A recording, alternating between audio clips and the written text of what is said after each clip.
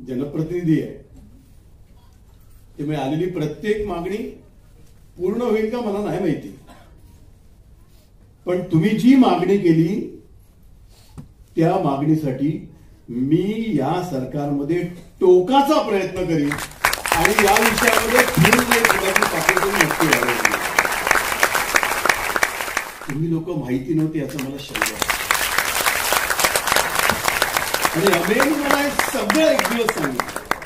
मी तुम्हाला मनापासून शब्द देतो, यानंतरच्या काळात तुम्ही जे सांगाल त्यासाठी जीवाचं रान करीन. मला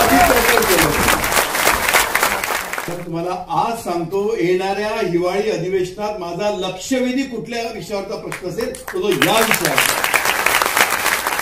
पण मला याची कल्पना आहे, मी या क्षेत्रात बरेच वर्षापासून काम करतो. समाजामध्ये तुम्हासारख्या लोकांची आवश्यकता आहे, आजपासून नाही.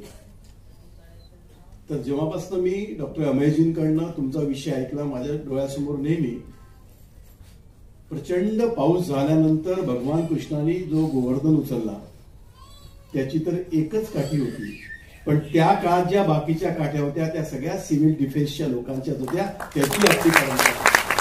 आणि म्हणून मला नेहमी असं वाटतं की हा जो सगळा वर्ग आहे हा समाजामध्ये अधिकाधिक ठिकाणी जावा. सिव्हिल डिफेन्स हे केवळ प्रोफेशन नाही, हा संस्कार आहे आणि असा संस्कार समाजामध्ये वृद्धिंगत व्हावा यासाठी मी प्रभूचरणी प्रार्थना करतो. तुम्हा सगळ्या लोकांच्या आयुष्यामध्ये येणाऱ्या सर्व आव्हानांना समर्थपणे सामोरे जाण्याची सामर्थ्यवान शक्ती आई भवानी तुम्हाला देव अशी प्रभूचरणी प्रार्थना करतो. आणि इतक्या देव दुर्लभ